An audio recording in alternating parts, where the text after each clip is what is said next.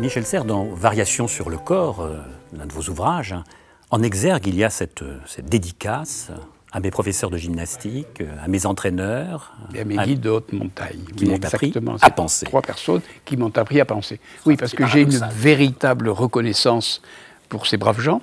D'abord parce que ça a été des pédagogues qui ont beaucoup, très important dans ma vie. Et je dis qu'ils m'ont appris à penser, en effet, parce que il y a plusieurs choses dans la pensée. Il y a savoir, il y a apprendre, il y a mémoriser, mais il y a aussi à inventer. Et j'ai toujours eu l'impression que le corps était souvent en avant dans le cas de l'intuition, dans le cas de l'invention, dans le cas de l'adaptation, et ainsi de suite. Et par conséquent, j'ai idée que mes professeurs de gymnastique ont eu beaucoup plus d'importance qu'on ne le croit en général dans la société, qu'on ne le croit dans l'enseignement. Et je souhaiterais souvent que le professeur de gymnastique, même dans les écoles primaires par exemple, ou dans les débuts de l'école secondaire, soit presque au centre de l'enseignement, parce que le corps est finalement au centre de l'évolution de l'individu dans sa vie et dans son travail. Mais apprendre à penser, c'est une expression apprendre très forte. Apprendre à penser, c'est-à-dire dans toutes les activités qui concernent la réflexion, c'est-à-dire l'adaptation, la sensation du nouveau, la perception, la finesse et ainsi de suite, il y a une... le corps précède, je crois, d'une certaine manière. L'intuition claque quelquefois, mais finalement, on ne sait que ce que le corps apprend, on ne sait que ce que le corps retient, on ne sait que ce que le corps... que les souplesses du corps, que les plis, etc. Et je donne une grande importance là à l'adaptation et à l'adaptabilité.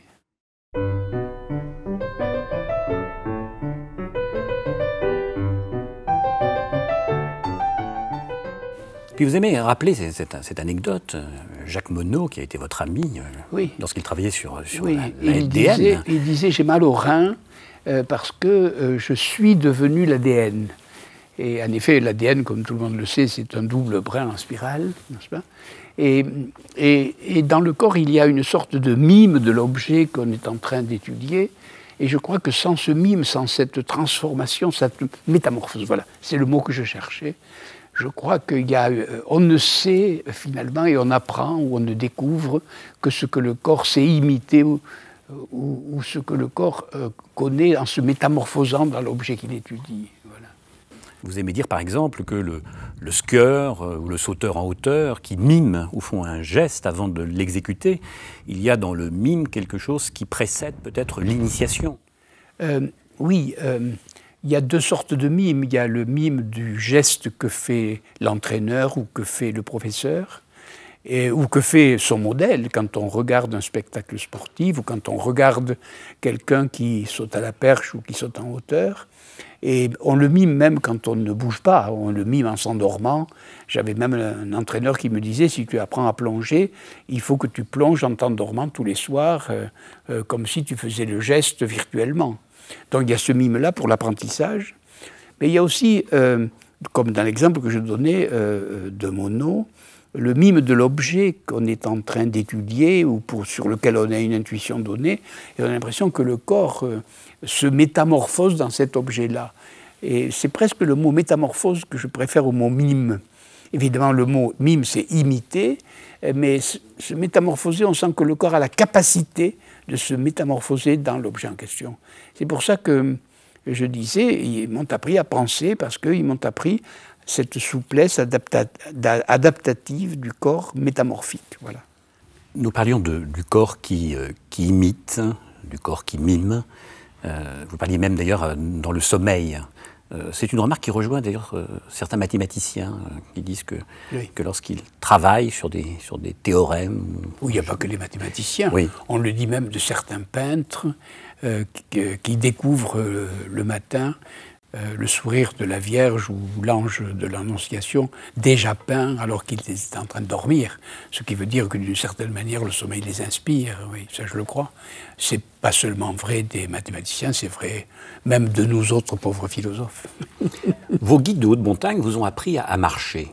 Il y a donc une marche naturelle et une marche qui ne l'est pas, mais qui devient peut-être plus naturelle. C'est difficile à prononcer, et je dis souvent « Oh, ma mère, vous ne m'avez pas appris à marcher », c'est-à-dire la marche que notre mère nous enseigne au début, au fond, c'est une marche sur un plancher, c'est-à-dire sans difficulté, sans obstacle, etc.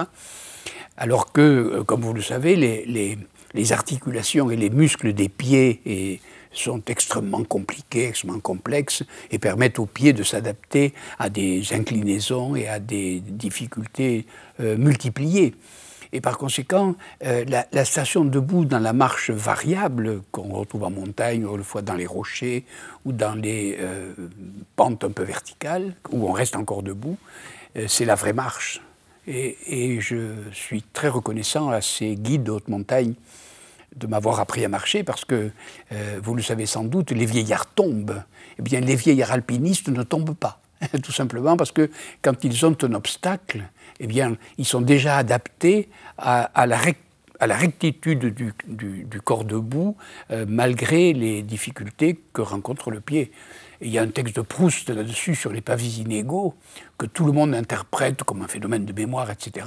Ben, c'est que Proust, le brave homme, ne marchait depuis très longtemps et depuis sa naissance que sur du macadam bien lisse.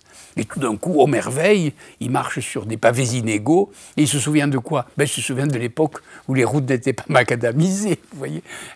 Et donc, le pied est extraordinairement adaptatif. Et on retrouve ça en montagne, c'est-à-dire la vraie marche. Oui, la vraie marche, quelquefois dans des sentiers extrêmement pentus où on reste encore debout. On reconnaît le vrai alpiniste à ce qu'il met les mains très tard.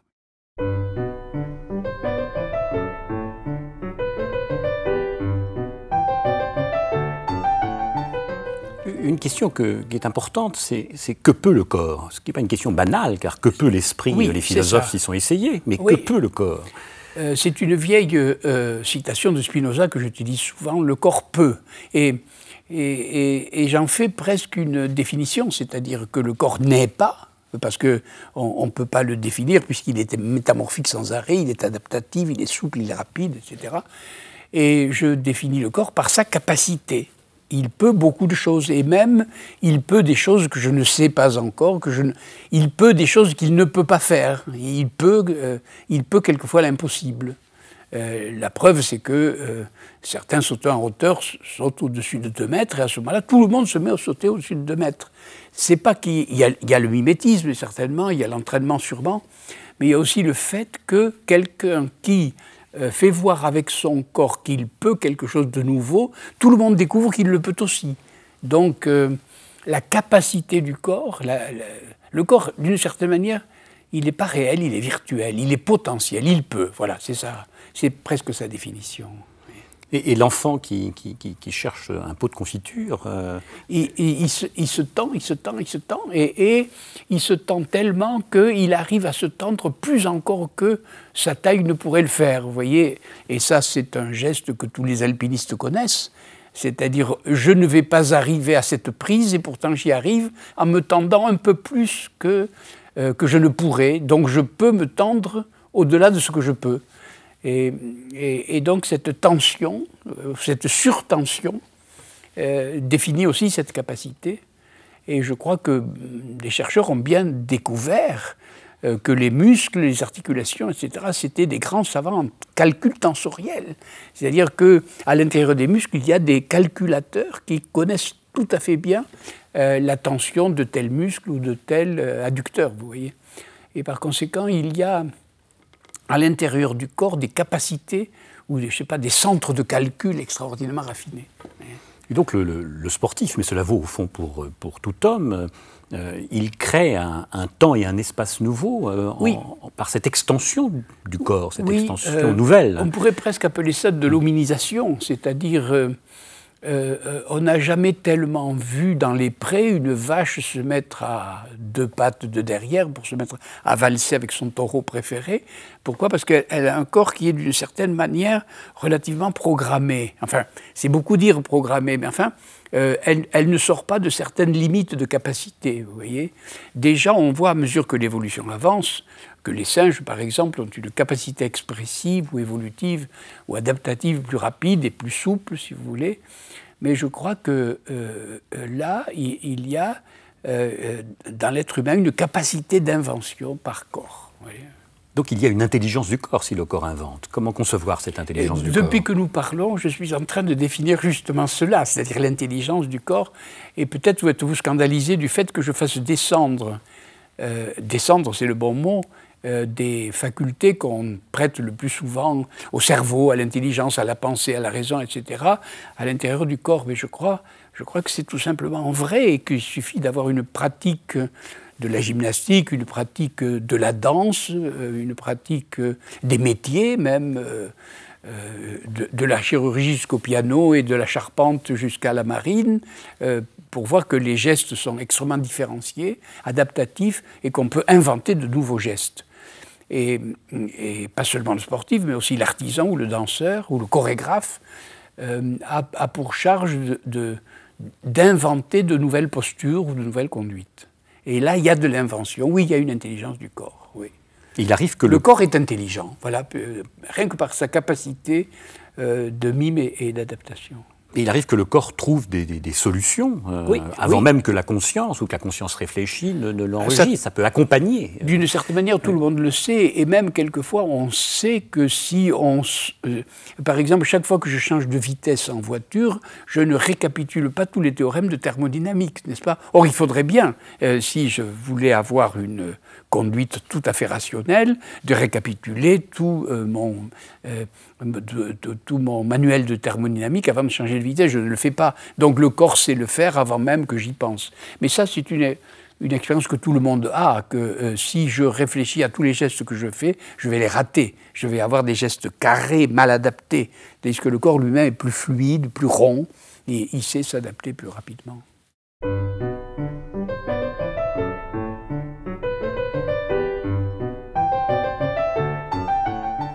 On pourrait même d'ailleurs dire que il y a des oublis qui sont la condition de l'efficacité même du geste. Oui, ça c'est un oubli très intéressant. C'est-à-dire, j'apprends un geste, par exemple, j'apprends à servir au tennis, ou j'apprends tel geste pour découper le poulet, ou des choses comme ça, ou des gestes plus raffinés, ou par exemple un trait au piano.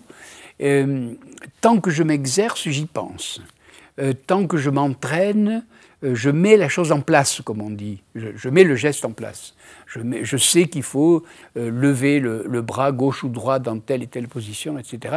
Et à mesure que je m'entraîne et à mesure que j'installe dans mon corps, le corps le saisit, le digère et l'oublie. Et tout d'un coup, savoir quelque chose par corps, comme le savoir par cœur, c'est que le corps l'exécute sans y penser, sans avoir conscience, etc., tout seul. Et j'appelle ça, en effet, l'oubli du geste. Le geste est installé à l'intérieur de l'organisme. Il l'oublie, il n'y a pas de doute. Il est dans le noir du corps, c'est une boîte noire. Voyez. Et savoir une conduite ou savoir un geste, c'est d'une certaine manière l'oublier. Vous savez, autrefois on disait savoir c'est se souvenir, et là je crois que savoir c'est oublier.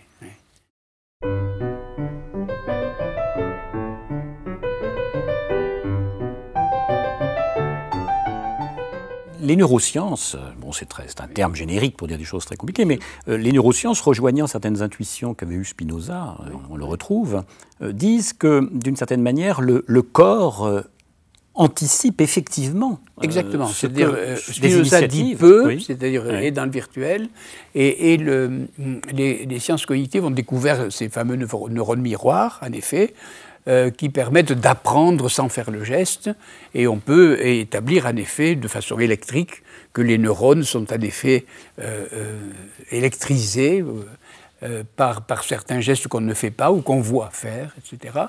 Et que le corps anticipe le geste en effet. Oui, ou même, ils disent par exemple que lorsque on décide de se lever le matin, oui. Si il y a un examen, un électroencéphalogramme ou des moyens d'exploration plus sophistiqués, avant de se lever. Oui, il se lève avant que le sujet ait l'intention de se lever. Ce qui est assez abyssal. C'est-à-dire que le corps nous précède. Et c'est ça l'intuition que j'ai eue dans Variations sur le corps, c'est que on croit toujours que c'est l'intelligence, la raison, l'intuition, bref, des facultés mentales qui précèdent cette matière lourde qu'on appelle le corps.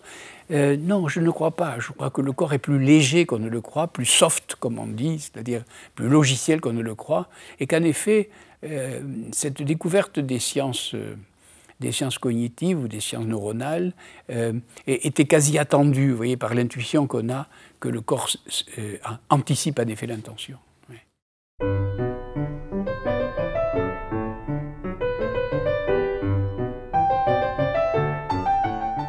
Vous insistez dans Variations sur le corps sur la différence, ou dans l'incandescent. Vous insistez sur la différence entre la patte et la main, la griffe et la main, en parlant d'incandescence. Est-ce que le corps est incandescent au fond? Oui, c'est-à-dire incandescent, ça veut dire blanc, comme vous savez.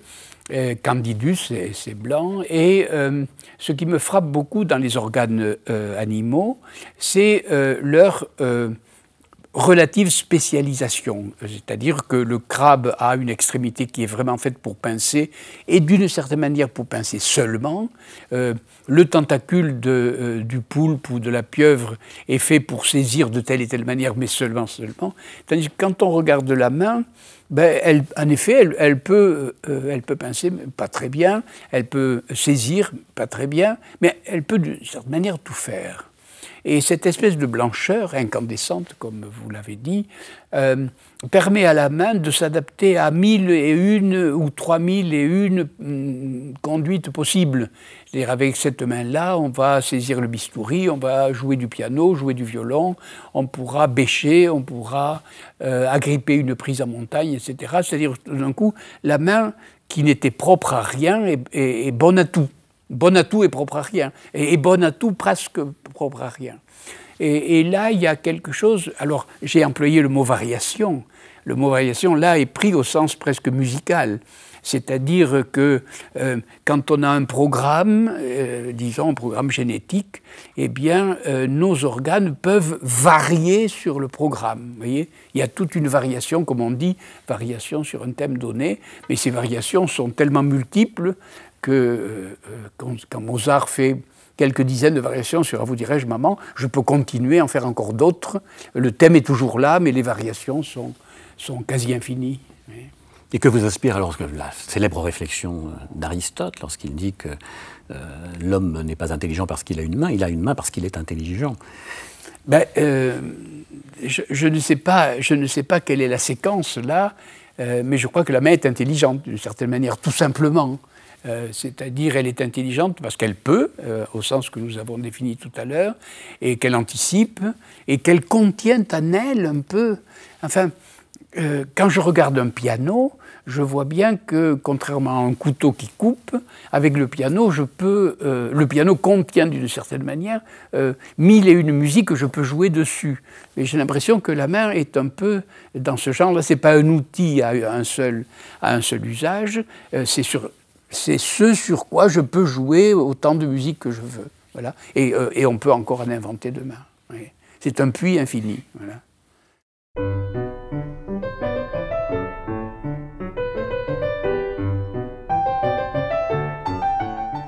Puisque nous parlons d'apprentissage, il y a une trilogie à laquelle vous tenez beaucoup. Prendre, apprendre, comprendre. Ce qui ne va pas de soi, parce que souvent la pédagogie a renversé les choses. Oui, les pédagogues croient qu'on n'apprend que ce qu'on comprend. Eh bien, si je n'avais appris dans ma vie que ce que je comprenais, je ne saurais pas grand-chose, François. Pour la bonne raison que comprendre est très difficile. Je prends un exemple. Les plus grands mathématiciens comprennent à peine ce que veulent dire les nombres naturels, 1, 2, 3, 4, 5. C'est des puits infinis de connaissances. Si j'attendais de tout comprendre de 1, 2, 3, 4, 5 jusqu'à 10 pour faire mes premières additions, eh bien, j'attendrai la fin de ma vie parce que je n'ai pas encore tout compris. Et donc, je n'apprendrai l'addition que...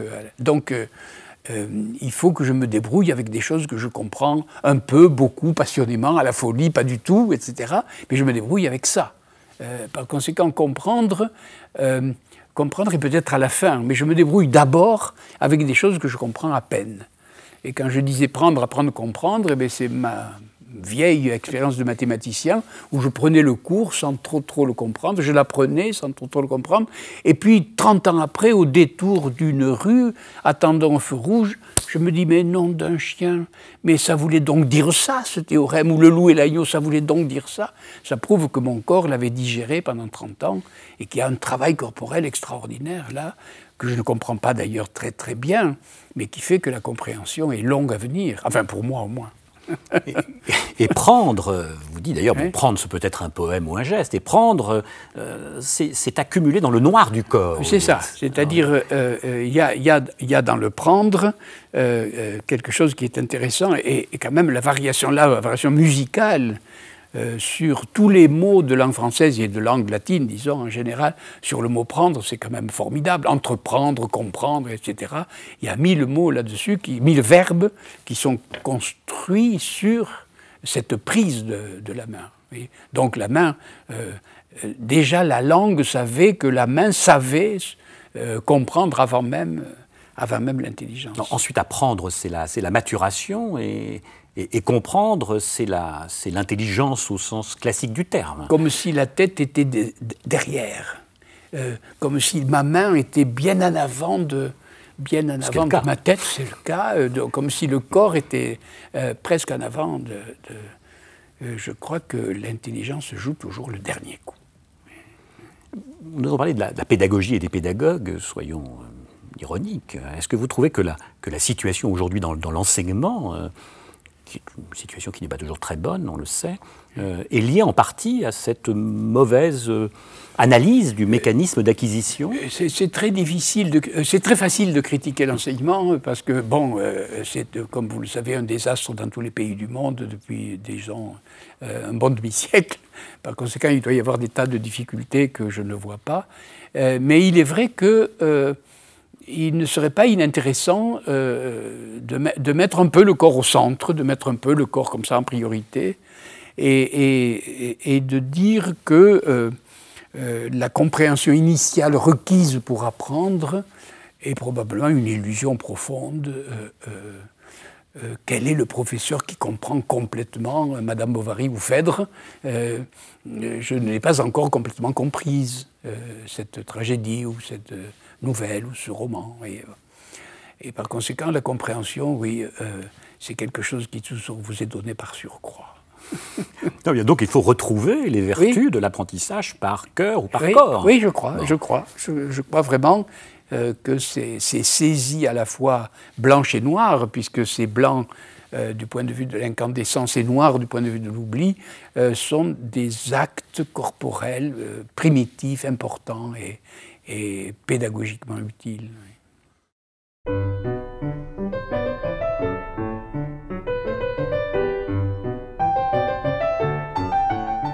Il y a une expression aussi que vous utilisez souvent qui est l'idée du corps support. En quoi le corps est-il un support? Il est support de quoi? Je vous ai dit tout à l'heure que la main, par exemple, avait été multifonction. J'ai envie de dire, vous savez, ce qu'on appelle une cellule souche. C'est-à-dire elle a toutes les fonctions et elle n'est spécialisée que parce qu'elle inhibe toutes les autres. Et j'ai l'impression qu'à cet égard, le corps est souche. Vous voyez, support, c'est-à-dire que sur ce corps-là, on peut écrire n'importe quoi, on peut le rendre spécialiste de n'importe quoi, et ainsi de suite. Et donc le corps humain peut devenir le corps du matelot, du charpentier, du médecin, du chirurgien, etc. Pourquoi? Parce que c'est comme une page blanche sur laquelle je peux écrire n'importe quel texte. Voilà, c'est ça. C'est pour ça que ce corps souche, c'est un corps blanc, blanc au sens qu'on a donné à ce mot pour la main. Et vous distinguez parfois d'ailleurs entre le logiciel et le matériel. C'est ça. C'est-à-dire que dans la vieille distinction du corps et de l'esprit, on met toujours le logos ou le logiciel du côté de l'esprit et que le matériel serait simplement la propriété du corps. Que le corps serait cette prison de chair dans laquelle ce merveilleux esprit serait logé selon les vieilles distinctions grecques ou classiques. Et moi, je voudrais dire que le corps est beaucoup plus intelligent, nous l'avons dit, mais logiciel même, au sens qu'on donne à ce mot aujourd'hui, qu'on ne le croit. Le matériel étant encore plus enfoui. le corps est vraiment un logiciel sur lequel, en effet, on peut programmer beaucoup de choses.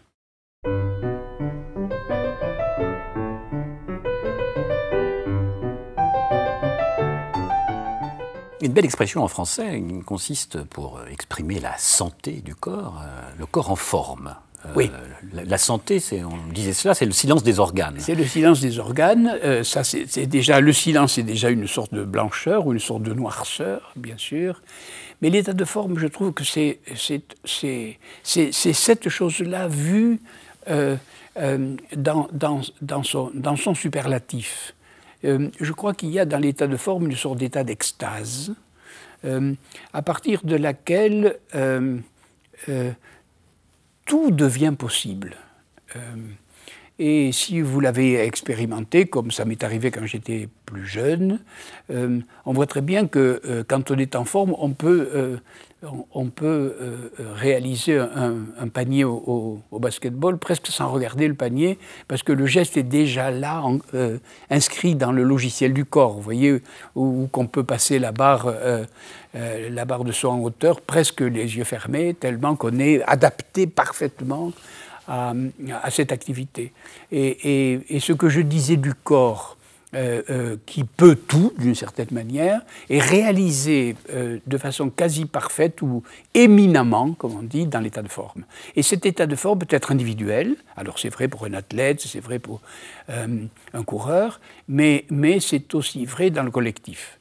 C'est-à-dire, il arrive parfois, et ça m'est arrivé une ou deux fois dans ma vie, d'avoir une sorte de réaliser l'équipe parfaite, l'équipe qui est au summum de la connaissance réciproque que chacun a de chacun, de telle sorte qu'on jette le ballon n'importe où parce qu'on sait que la personne est là, que l'équipier sera là pour le recevoir, ou on est là, on reçoit le ballon, mais parce qu'on sait qu'on va être celui à qui on fait la passe, presque sans le voir, presque sans le savoir. Et là, il y a un état qui n'est plus l'extase personnelle, mais l'extase collective. Donc il y a bien deux états de forme, individuels et concernant l'équipe. Et vous dites aussi ce qui est très hétérodoxe du point de vue de la vulgate freudienne, vous dites que l'inconscient, c'est le corps en bonne santé. Oui. Si la santé, c'est le silence des organes, l'inconscient est assez silencieux d'une certaine manière. Mais je dis souvent que tout ce qu'on dit de l'inconscient, classiquement, pourrait se reproduire de la même manière sur le corps, parce que toutes les analyses que nous faisons peuvent passer d'une certaine manière du côté de cet inconscient-là. Mais bon, il est vrai qu'on a tout à l'heure assez parlé de l'inconscience dans laquelle je suis lorsque je fais des actes parfaits avec le corps. Ça serait presque un inconscient parfait. Et quand vous parlez de perfection, on a envie de dire que lorsque le corps ne se trompe pas, lorsque le corps réalise ce qu'il ambitionne, ou ses tensions peut-être, il y a des états de grâce. Vous parlez d'états archangéliques. C'est ça. C'est ça que je disais quand je parlais tout à l'heure de l'état de forme individuelle ou collective. Je me souviens, même de gestes extérieurs, je me souviens très bien de sauteurs à la perche, par exemple, qui passaient... parce qu'il y a ceux qui font ça à la force du poignet, comme on dit, puis il y a ceux qui passent la barre presque sans effort apparent, n'est-ce pas ? Et l'état de forme, c'est un peu ça. L'état de grâce, c'est un peu ça. C'est-à-dire, on a l'impression que le corps le fait sans moyens, comme s'il le faisait dans le donné, pas dans le construit, pas dans l'appris, pas dans l'entraîné, si vous voulez, mais presque sans effort musculaire ou nerveux, vous voyez, comme si c'était la grâce gratuite. Hein. Mais c'est d'ailleurs assez mystérieux, parce qu'à la fois, il y a l'entraînement, bien sûr, l'entraînement qui permet d'atteindre cet état de grâce, mais en même temps, il y a des états de grâce qui ne durent pas, qui surgissent. Ça va aussi pour les œuvres de l'esprit. C'est assez capricieux, en effet, mais alors vous avez là un parallèle parfait avec ce qui arrive dans les états d'intuition intellectuelle ou ce qu'on appelle l'inspiration intellectuelle, où tout d'un coup on a une idée, où on invente un théorème, où tout d'un coup un poème se place sous votre main sans que vous l'ayez quasi voulu, voyez. Et là, je crois qu'en effet, il y a un parallèle assez bon à faire entre les deux activités. L'invention en mathématiques, il y a un célèbre texte de Poincaré dessus, sur l'illumination, mettant son pied sur le marchepied, et l'état de grâce du corps qui trouve. Au fond. Oui. Je crois que pour croiser les deux expériences, à la fois corporelles et intellectuelles, on pourrait presque évoquer ces textes musicaux extraordinaires où on sent très bien que le compositeur joue dans un espace où il pourrait faire n'importe quoi, ça serait de toute façon beau, vous voyez. C'est des pages très rares qu'on peut trouver chez un tel ou un tel compositeur, où on voit très bien que la grâce est là, que l'espace est un espace où tout est possible, vous voyez. Évidemment, le corps dont nous parlons depuis le début, c'est quand même un corps en bonne santé, un corps entraîné, etc. Il existe aussi des corps malades, des corps fatigués, des corps épuisés, etc. Je le suis souvent, tout le monde l'est parfois. Mais même dans la fatigue, il y a des états de grâce donnés de ce genre-là aussi. Oui. Parce qu'on accepte volontiers qu'un créateur, qu'un poète ait un temps de création, une durée de création très courte. Au fond, Rimbaud a créé en l'espace de quelques courtes années. On l'accepte moins concernant les sportifs, comme si on exigeait d'eux que leur performance soit continue. Ou alors on parlera de contre-performance. On ne dira pas ça pour un poète, ça n'a pas de sens. C'est variable. Je crois que ça dépend des individus. Il y a des inventeurs... il y a des inventeurs comme il y a des coureurs de 100 mètres, et il y a des inventeurs comme il y a des coureurs de marathon. Il y a des inventeurs qui inventent longtemps et de façon régulière. Il y en a au contraire qui sont très, très brusques. Moi, je crois qu'il y a des corps de 100 mètres, des corps de sauteurs en hauteur, des corps de joueurs de sport collectif, il y a des corps de marathon, comme il y a des intelligences mathématiques foudroyantes et des intelligences systématiques, comme il y a des écrivains Balzacien ou Rimbaldiens. Balzacien, si vous voulez, et au contraire des écrivains un peu moins généreux, vous voyez. Donc là, ça dépend des individus, et là, c'est l'immense polymorphie des corps individuels et des intelligences privées.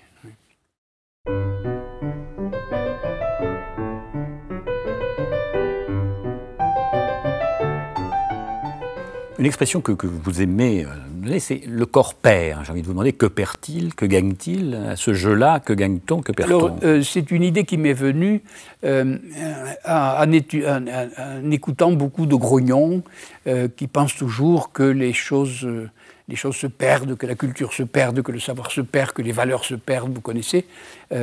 Les désespérés, les grognons, les critiques, etc., qui font florer surtout maintenant. Et oui, les choses perdent, on perd des choses, mais on ne pense pas à quel point on en gagne.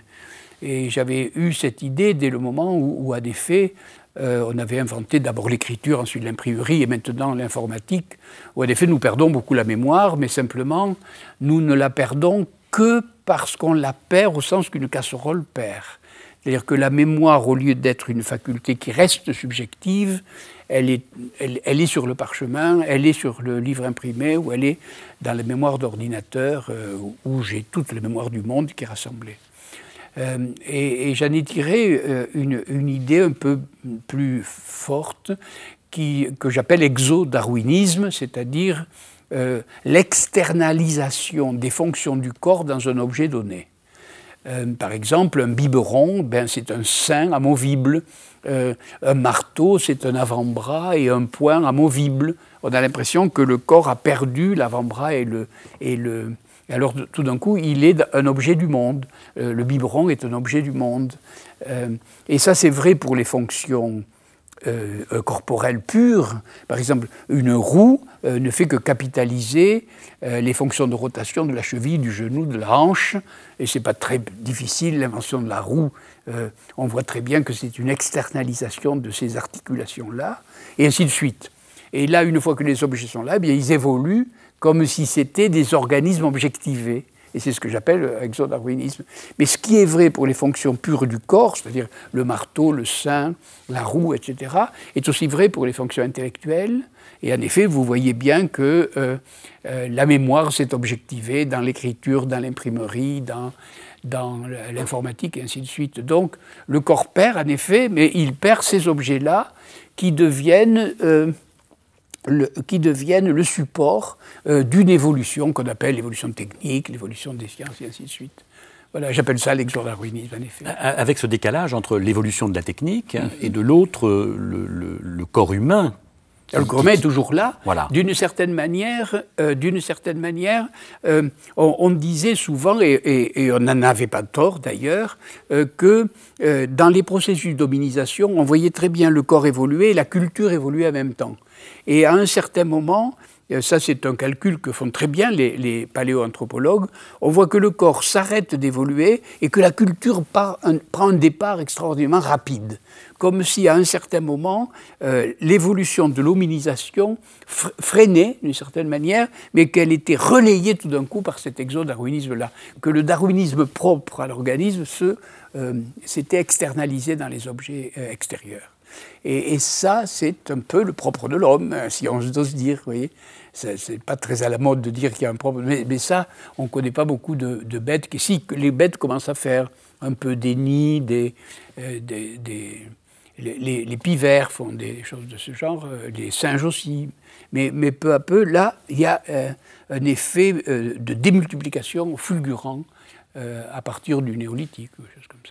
Et le sportif, à sa manière, est-ce qu'il ne fait pas évoluer le corps? Est-ce qu'il ne réintroduit pas finalement l'évolution? Il réintroduit d'une certaine manière le darwinisme à l'intérieur du corps.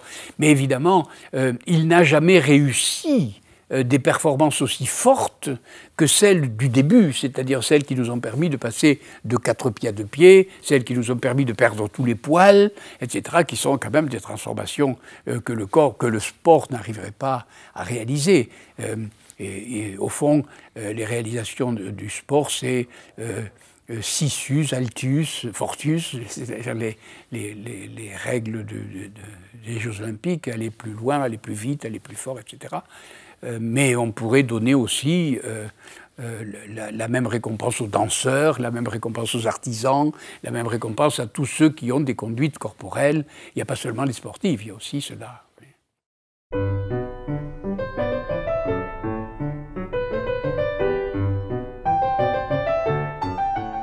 Alors, il y a cette externalisation du corps dans la technique. Oui. Y a-t-il pas la crainte, c'est un leitmotiv d'un certain nombre de philosophes, la crainte au fond que la technique, qui a d'abord été conçue par l'homme, est-ce qu'elle ne va pas instrumentaliser l'homme? Est-ce qu'il n'y aura pas une inversion du rapport de moyens à fin? Il y a un choc en retour, mais ce choc en retour, il est connu depuis très longtemps. De la même façon que les fonctions organiques sont devenues extérieures ou ont été externalisées, mais on voit très bien comment ces fonctions organiques et externalisées reviennent même dans le corps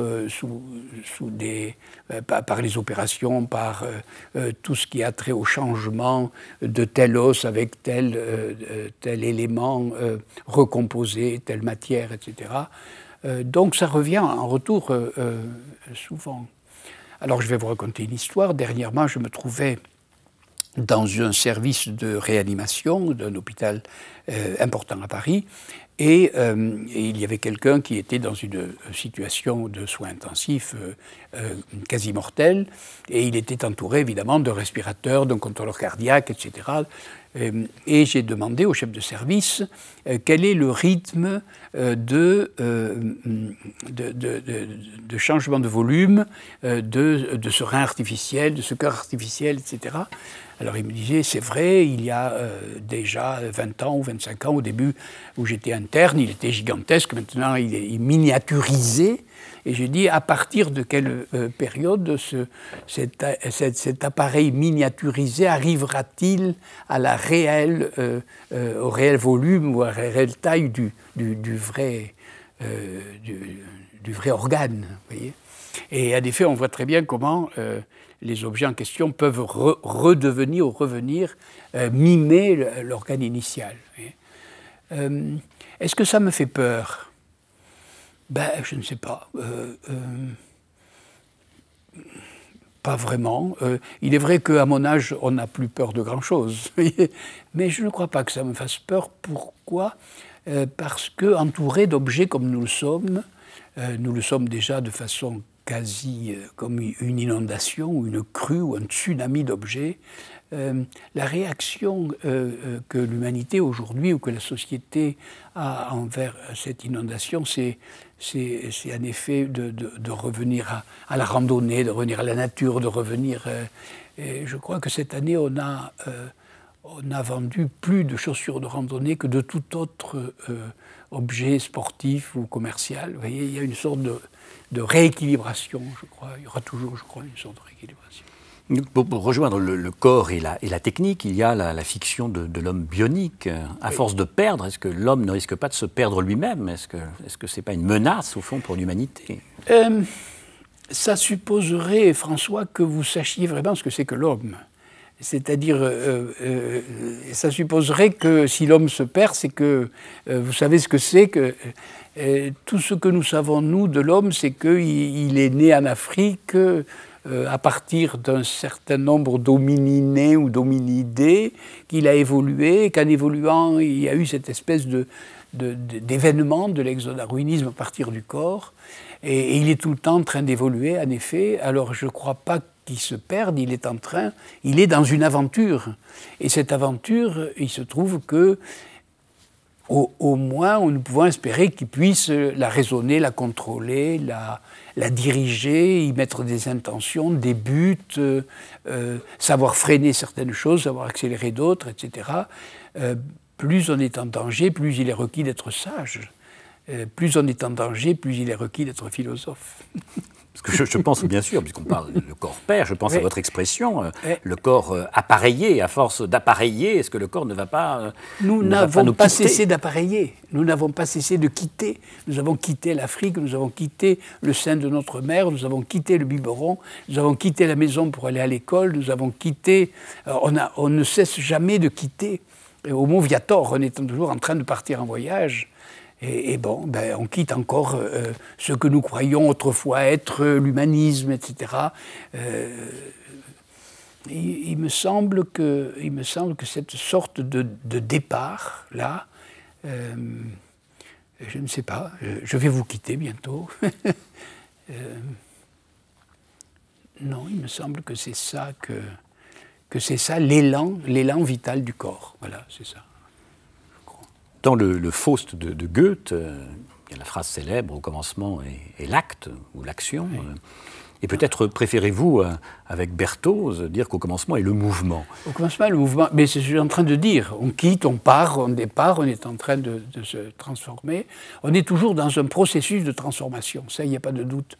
L'acte, je ne sais pas très bien ce que c'est, je crois que Goethe était assez grandiloquent sur ce point, mais le mouvement, je serais d'accord avec le professeur Berthoz, en effet, de dire qu'il y a une spécificité, mais alors en donnant un mouvement, non pas seulement un sens cinématique ou dynamique ou simplement mécanique, mais enfin un mouvement qui serait, disons, aussi évolutif. Est-ce que vous avez écrit un livre qui s'appelle Les 5 sens? Il y en a peut-être davantage au fond. C'est-à-dire que je n'avais pas encore lu ce que Berthoz dit à propos, en effet, de ce septième sens. Mais j'avais eu quand même cette intuition-là, puisque, vous le lirez de ma part, j'avais intitulé le 5e de mes chapitres « Visite » et non pas « vue ». Or, visite, ça veut dire vue en mouvement. Et donc j'avais eu déjà l'intuition qu'on ne voyait pas les mêmes choses quand on était assis comme à un spectacle et quand on était en marche ou qu'on était en train d'évoluer. Et donc, j'avais eu déjà cette idée de la kinesthésie, n'est-ce pas? Il dit, il y a la synesthésie, c'est-à-dire le 6e sens, celui que nous avons de notre propre corps, mais il y a aussi cette kinesthésie qu'il a mis en relief et que je l'admire beaucoup. Mais j'avais eu un peu déjà cette idée dans le mot. D'ailleurs, la langue le dit, visite déjà, dit kinesthésie, qui est le mot grec, visite est le mot populaire.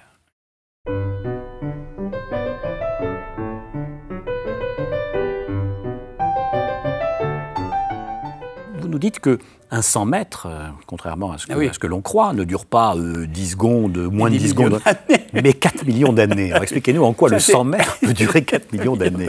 Ça, c'est pas un record du monde, vraiment. Non, c'est simplement une image.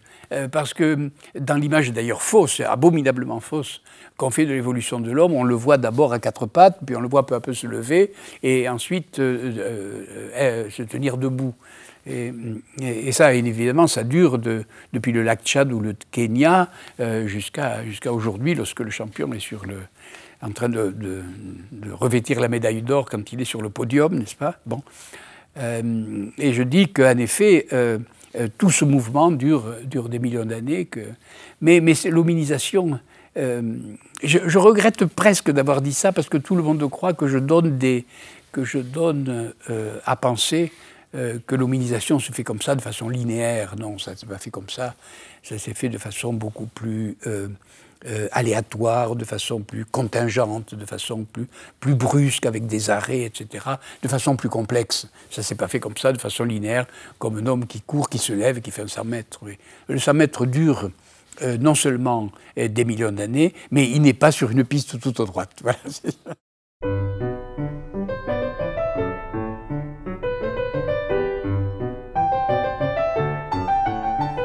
Lorsque j'étais jeune, je ne savais pas marcher, François. Je ne savais que courir. Je crois que la course, le courir, est un acte extrêmement ancré dans notre posture et dans notre mouvement.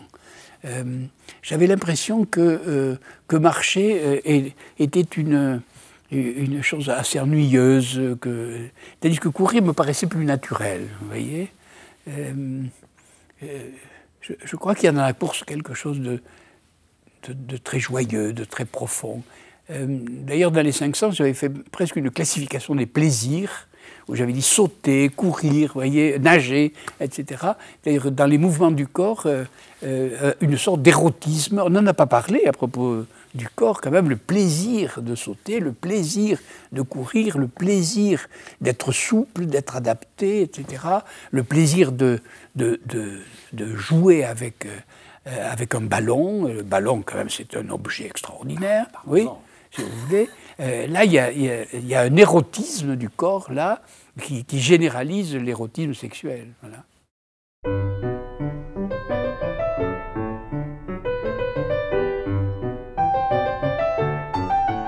On ne peut pas parler du sport, ni du corps d'ailleurs, sans parler du jeu, homoludin. Voilà, c'est ça. C'est-à-dire, d'abord, il y a le jeu, et quand on voit les petits chats, les petits chiens se jouer avec des objets, ou quand on voit nos enfants, c'est un des spectacles les plus réjouissants que j'ai eu dans ma vie, de voir mes enfants, ou les enfants d'ailleurs d'autrui, se mettre à jouer. Alors je serai la reine, alors tu serais le docteur, alors etc.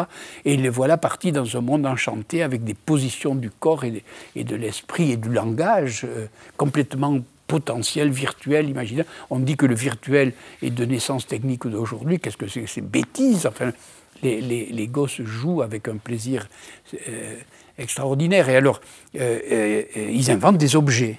Et parmi les objets du monde qui ont pour moi un érotisme puissant, il y a la balle, le ballon de rugby, le ballon de basketball, de football, la balle de tennis, la balle de chistera, etc. C'est quand même des objets extraordinaires. Mais qu'est-ce que c'est, ces objets-là?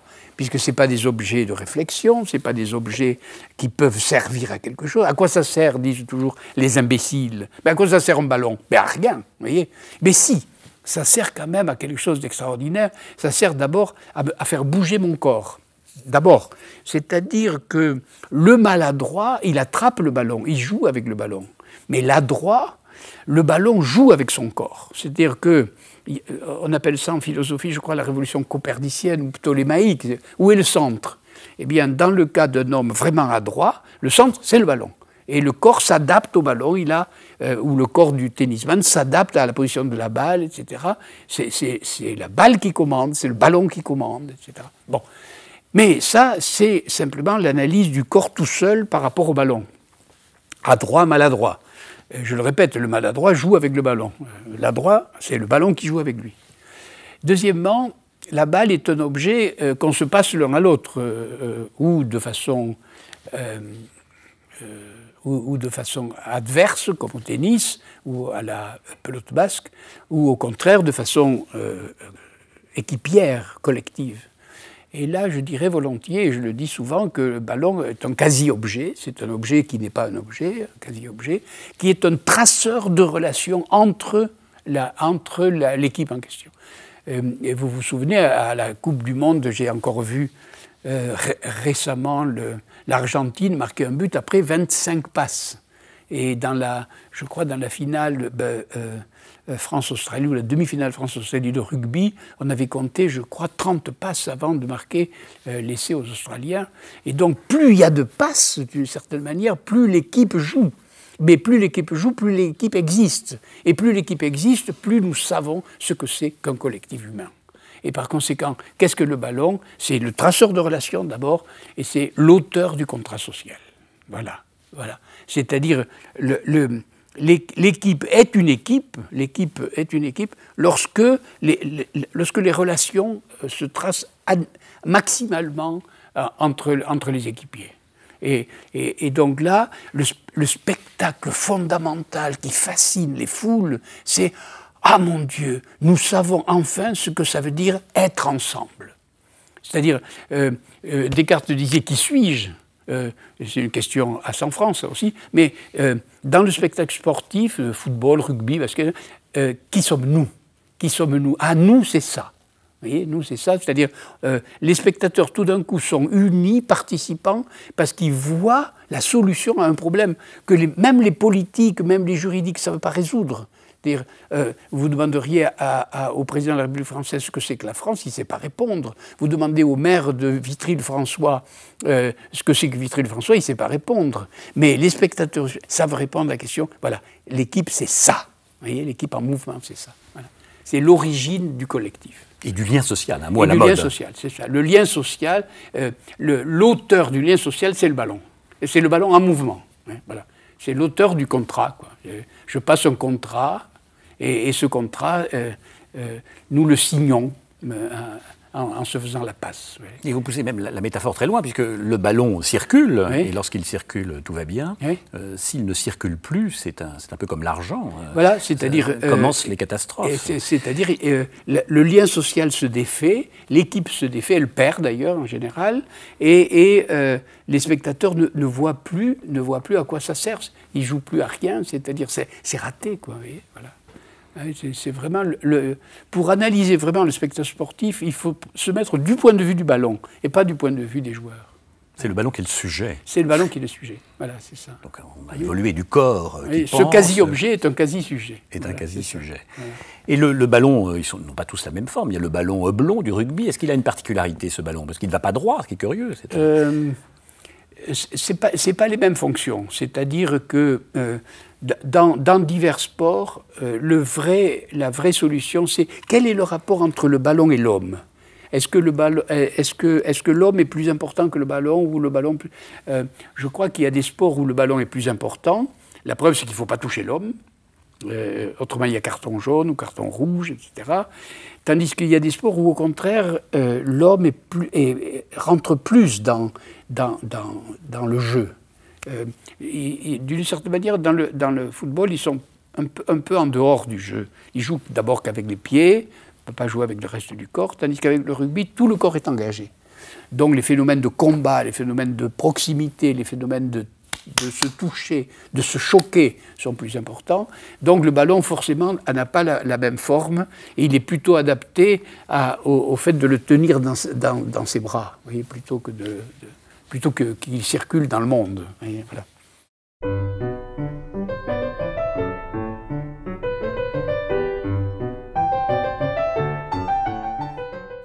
Il y a au rugby, puisque nous parlons du rugby, pas seulement au rugby, mais c'est propre au rugby remarquablement, cette situation particulière, c'est qu'il y a à la fois deux équipes qui s'affrontent devant des spectateurs, mais il y a également au sein de l'équipe, dans certaines phases du jeu, certains des joueurs qui sont spectateurs, qui sont en attente de quelque chose. Je vais vous raconter d'abord une histoire. Une ville était en guerre avec une autre ville. Alors, on va appeler Rome l'une et Albe l'autre. Bon. Et toute la ville se battait contre toute la ville. Et à un moment, les deux chefs se disent, écoutez, c'est très dépensier, on s'entretue complètement. Si nous mettions seulement les mâles de 20 à 40 ans en train de se battre, les autres seraient hors jeu. Ah, bonne idée, dit l'autre, alors et du coup, on invente l'armée. Vous voyez, et les autres se retirent, ne participent plus à la guerre, ils deviennent des spectateurs. Et puis, quand même, au bout de la tuerie entre les armées, les gens de 20 à 40 ans, les rois se réunissent à nouveau et disent « c'est quand même idiot, ils s'entretuent complètement si on n'en prenait que 3 ». Alors, ça s'appelle les Horaces et les Curiaces, ils vont se battre tous les 3 et l'armée se retire. Alors, vous voyez, il y a à la fois là un contrat social concernant la guerre et puis la création d'un spectacle à la place de la guerre. Il y avait la guerre de tous contre tous, et tout d'un coup, il y a un spectacle guerrier, puisque les femmes et les enfants se retirent avec les vieillards, puis ensuite l'armée se retire avec les champions, et c'est les champions, les 3 autres, vous voyez. Et tout d'un coup, vous avez le spectacle qui se met en place, c'est-à-dire, il y a l'équipe d'Agen contre l'équipe de Stade Français, vous voyez, et puis il y en a 15 contre 15, c'est les champions. Vous voyez, bon. Mais pendant que le match a lieu, la rencontre a lieu, il y a des moments privilégiés où seulement 8 contre 8, au lieu d'en prendre 15, on n'en prend que 8. C'est la mêlée, par exemple. Mais pendant ce temps, les autres se relèvent, ont les mains sur les hanches et attendent ce qui se passe. Donc ils reculent vers les spectateurs. Alors il y a une sorte de mélange entre ceux qui participent et ceux qui y sont, qui est très fluctuant, vous voyez, et qui donne au rugby une saveur tout à fait particulière que n'ont pas, par exemple, le basket ou le football. Et donc, quand la balle sort de la mêlée et que les 3/4 se mettent en branle, si vous voulez, il y a une sorte de participation de ceux qui étaient spectateurs, en quelque manière, mais qui accentue la participation des spectateurs aux joueurs. Là, il y a une sorte de mélange très intéressant. C'est toute la notion de participation ici qui est essentielle, le fait de faire partager, de répartir, de prendre part. C'est-à-dire qu'il y avait un partage des villes, puis un partage des armées, puis aux champions, mais les champions eux-mêmes, ils se partagent de nouveau. D'ailleurs, mêlée, ça se dit scrum en anglais, et le scrum anglais répète l'escarmouche italienne. C'est-à-dire, c'est dans une guerre, une petite fraction qui, vous voyez, escarmouche. C'est une petite fraction qui fait la petite guerre entre eux, pendant que les autres ne la font plus. Voilà.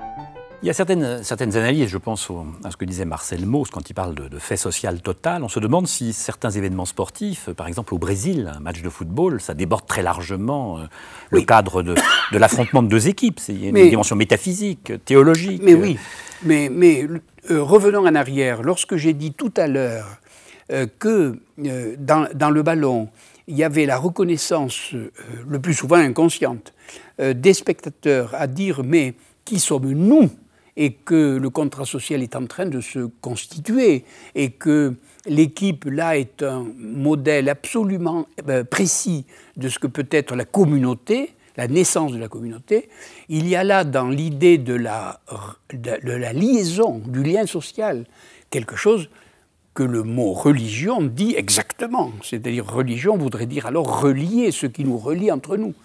Et donc il y a immédiatement dans la saisie de ce spectacle quelque chose qui est à la fois social, oui, politique, oui, collectif, oui, religieux, oui encore. Vous voyez ?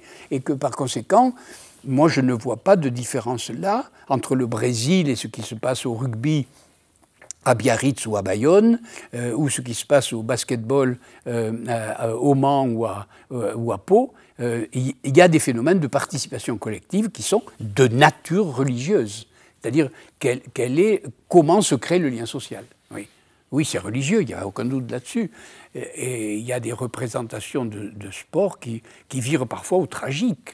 Moi, j'ai vu des demi-finales quand j'étais jeune où il y avait 2 ou 3 morts parmi les spectateurs par arrêt du cœur. Vous voyez ? C'est-à-dire la participation.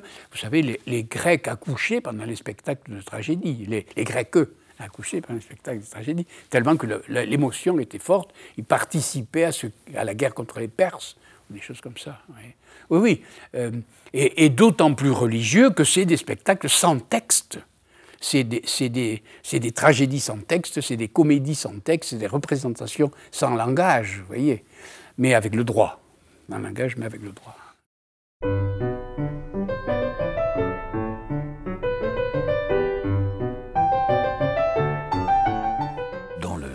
Rugby, il y a quelque chose d'assez remarquable. On parlait tout à l'heure de la mêlée et de l'escarmouche. Il y a cette manière très étrange d'aller de l'avant par une passe arrière, une sorte de dialectique curieuse. Oui. Le football le fait un peu, mais pas systématiquement comme le rugby, puisqu'il y a une règle précise de l'en avant au rugby.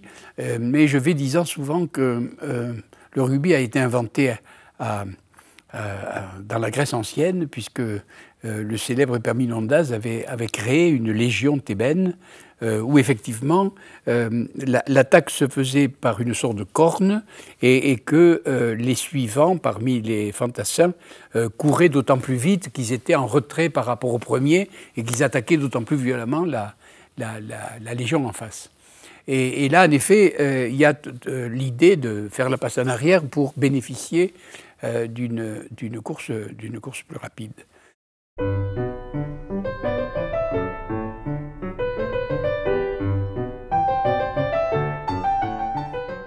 Mais pour revenir à ce qu'on disait tout à l'heure, de cette espèce de naissance du collectif ou de reconnaissance par le public du collectif, et il n'y a pas seulement les sports d'équipe qui réalisent ce phénomène à la fois philosophique, social et religieux, ou même politique. Je voudrais évoquer la cordée en montagne, parce que vous parliez de lien social. Ben là, le lien est matérialisé par un lien, justement, c'est-à-dire par une cordée. Et la cordée a évidemment d'abord pour fonction la sécurité. C'est-à-dire si le compagnon ou la compagne dévisse, alors il y a cette corde pour le retenir ou la retenir. Mais ce n'est pas tout à fait ça. C'est-à-dire il y a quand même dans la corde l'idée que c'est la corde qui progresse en montagne. Ce n'est pas tout à fait les alpinistes tout seuls, c'est la cordée. Et la cordée, c'est un modèle de société, c'est aussi un modèle de collectif. Et être encordé, ça me paraît aussi être lié, comme nous sommes liés en famille par le lien familial, dans la ville par le lien politique, dans la nation par le lien patriotique ou ce que vous voudrez d'autre. Donc le lien est là matérialisé et que les alpinistes le savent. Et que d'une certaine manière, la communauté que nous faisons... nous ne nous parlons pas dans la parole, ou très très peu. La vibration de la corde suffit. Elle est un peu tendue, moins tendue, un peu tendue. Et j'ai l'impression que là, il y a un lien un peu semblable au lien qui unit la mère et l'enfant qui vient de naître. C'est une sorte de cordon ombilical, vous voyez. Et là aussi, la réalisation d'un petit modèle réduit de société absolument merveilleux, qui est là aussi religieux, liant, religieux au sens où ça veut dire le lien.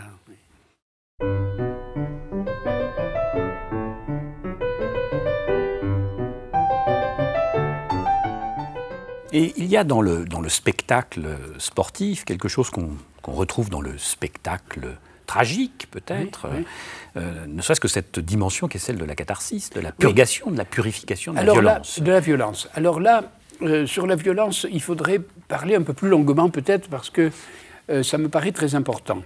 En effet, les sports collectifs, mais le tennis aussi, qui est plus individuel, sauf le double, sont des sports de combat.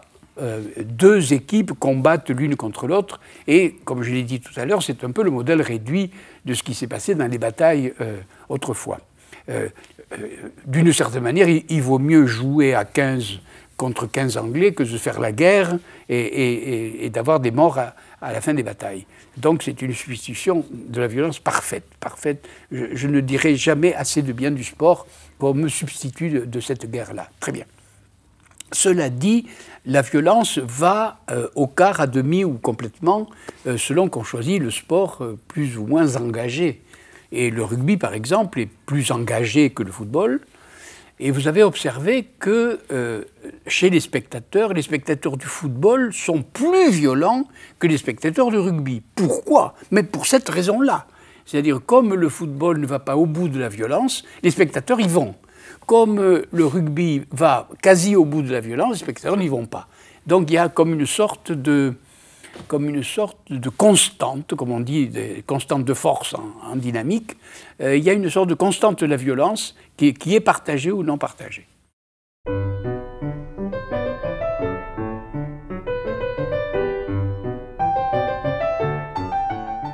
Ce que j'admire le plus dans ces sports collectifs, moi, c'est l'apprentissage de la gestion de la dite violence.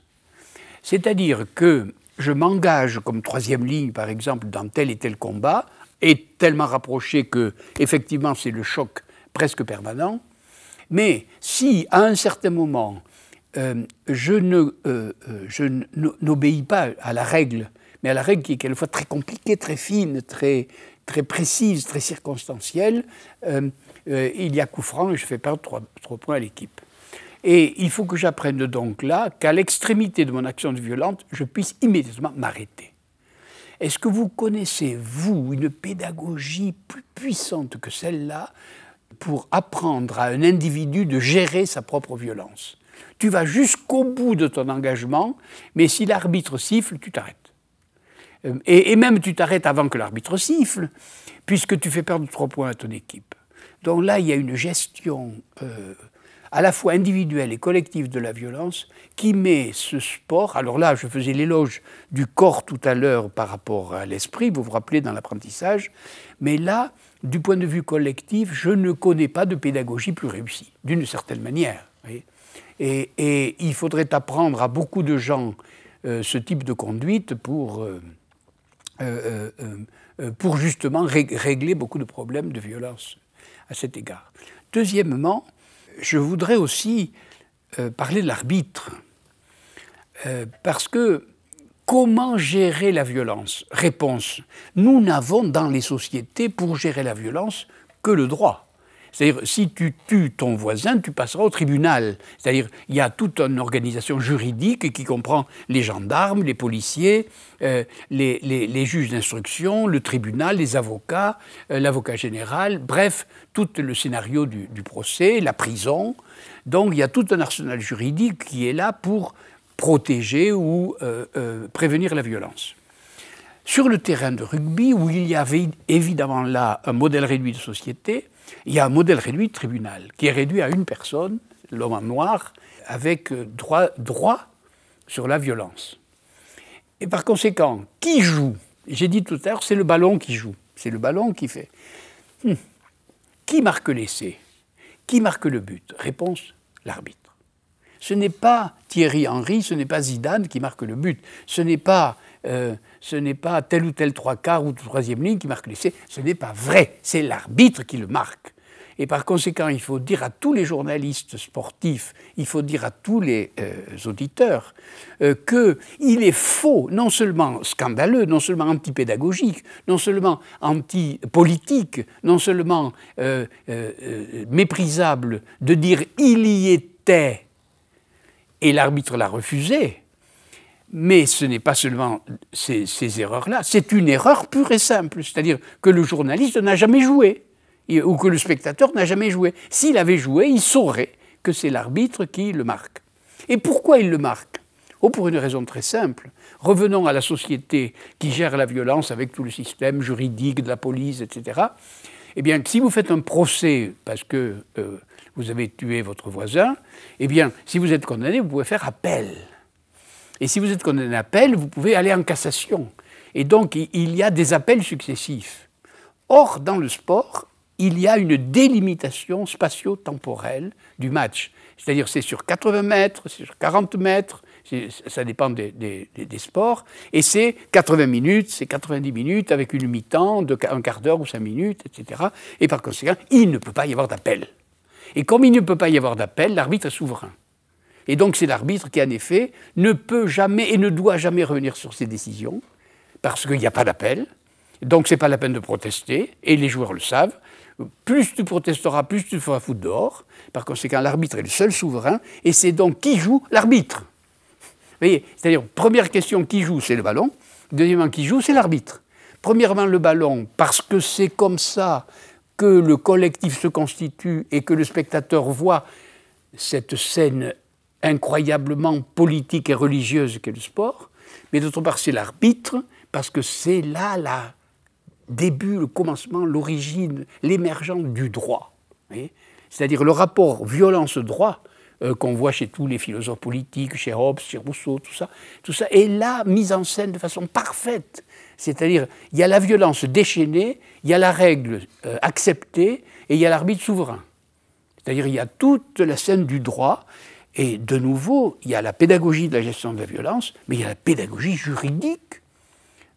Moi, je crois que tous les joueurs de rugby qui savent jouer sont déjà licenciés en droit.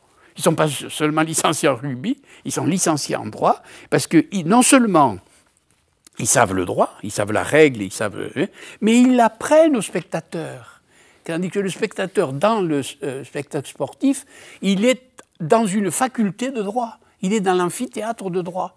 Et il apprend le droit sans texte, vous vous rendez compte. Il apprend la gestion sans texte, la tragédie sans texte, le collectif sans texte et le droit sans texte. Il n'y a rien de supérieur à ça. Il y a à la fois un processus de socialisation, vous avez compris, oui, et également d'hominisation ou d'humanisation. D'humanisation, c'est-à-dire nous ne serions pas les hommes que nous sommes, collectivement parlant, s'il n'y avait pas eu au début le contrat. Mais le contrat, c'est d'abord le lien social avec le ballon, et ensuite c'est les décisions juridiques faites par un arbitre. Voilà. Et donc, l'analyse là me paraît à peu près complète, puisque je suis passé à la fois par le politique, le collectif, le social, le religieux et le juridique. Vous voyez, il y a à peu près un modèle réduit, tout ce qu'on peut souhaiter en pédagogie des sciences humaines. Voilà.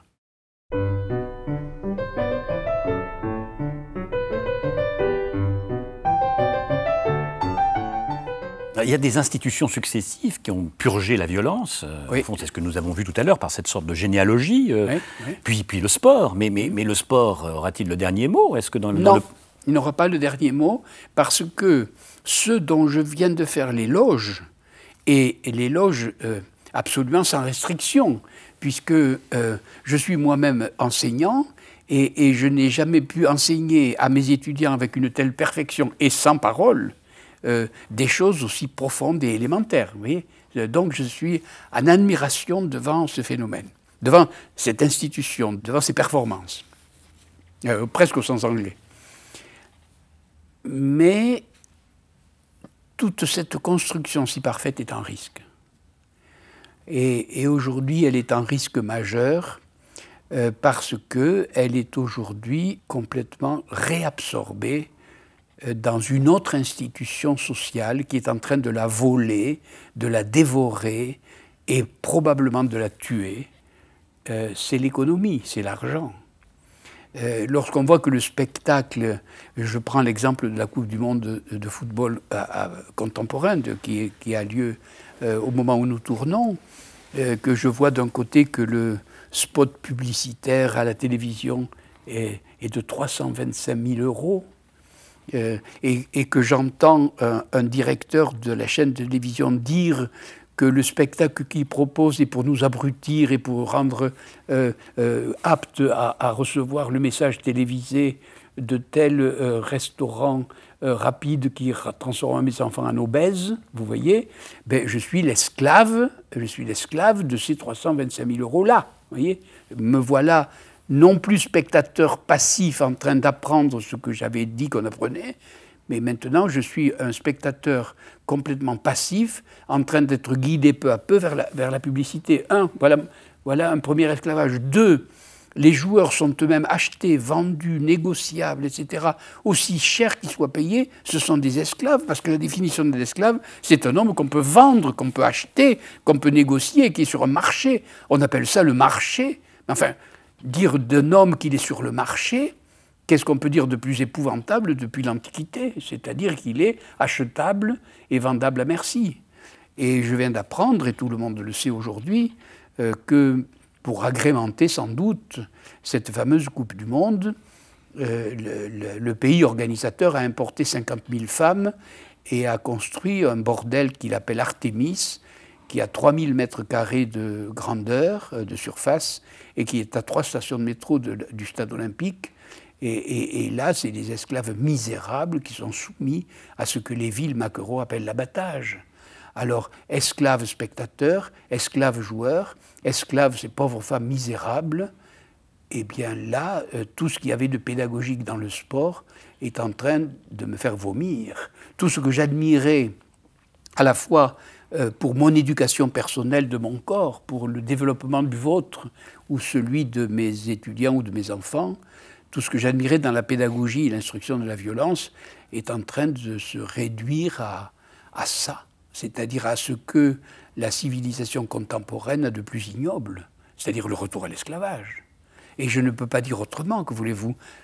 On a bien assez râlé pendant la guerre des gens qui n'avaient pas parlé des camps. Eh bien, il y a des camps aujourd'hui où il y a 50 000 femmes qui sont en esclavage. Et si je ne le disais pas, je faillirais à ma tâche, vous voyez. Et dire qu'on est en train, vous le savez, de célébrer l'anniversaire de l'abolition de l'esclavage, alors qu'on est en train d'assister à un retour gigantesque de cet esclavage-là par corps. Par corps, le corps abruti des téléspectateurs, le corps doré des joueurs et le corps misérable de ces femmes qui sont en train de recevoir sur elles peut-être 50 à 100 clients par jour. C'est abominable.